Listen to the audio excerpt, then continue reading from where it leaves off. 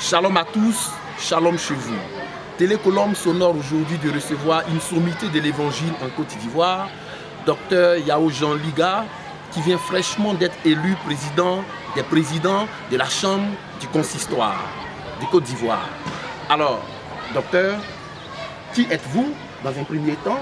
Et ensuite, dites-nous quels sont les objectifs du consistoire ou quels sont les objectifs de la Chambre des présidents. Je voudrais tout de suite vous souhaiter mes meilleurs vœux au nom du Seigneur Jésus-Christ pour que en cette année 2018, eh bien, Dieu puisse vous accorder ses grâces et en abondance. Que Dieu vous bénisse. Je suis donc le pasteur, le docteur Liga, le docteur Yao Liga Jean, qui est allé en plein temps au ministère depuis 1969, ça fait aujourd'hui 49 ans, je serve le Seigneur. Et je suis vraiment heureux de voir qu'aujourd'hui, il y a une structure, une entité dénommée consistoire.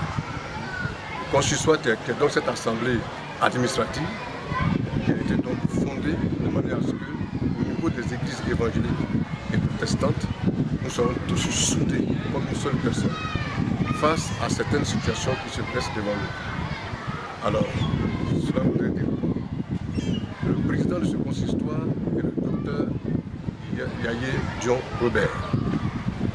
Et ce consistoire donc est entouré de plusieurs chambres.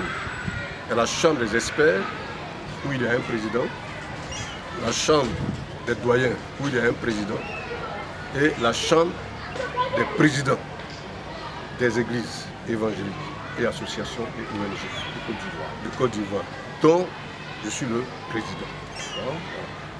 Alors, cela voudrait dire que ce consistoire étant établi pour des objectifs très précis.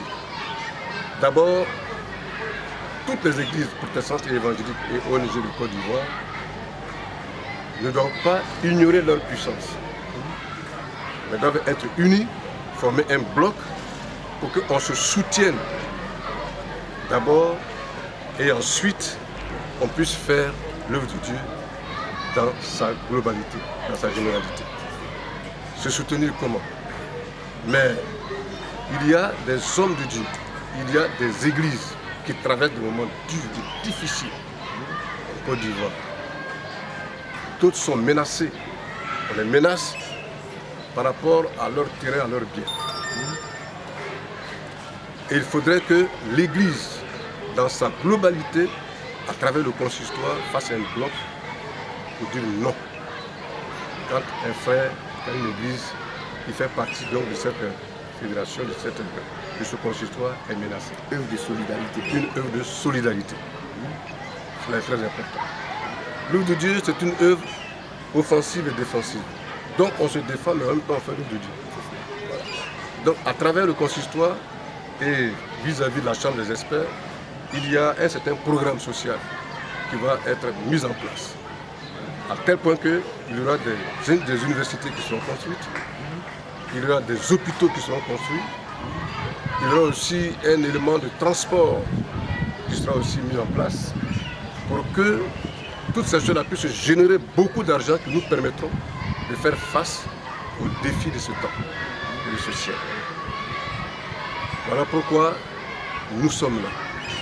Ensuite, on va contribuer à l'évangélisation. C'est ce qui est le point culminant. Contribuer à l'évangélisation des masses. Répandre l'évangile. Répandre l'évangile comme Christ l'a demandé. De manière individuelle comme de manière publique. Afin de gagner des hommes et des femmes à Jésus. C'est la raison fondamentale pour laquelle Christ est venu sur la terre. Donc, voici en un point, en deux points plutôt, eh bien, les raisons fondamentales pour lesquelles eh bien, le consistoire a été établi. Et je voudrais vous poser aussi une question pour savoir est-ce que ce consistoire va perdurer? Oui, mais ça va perdurer parce que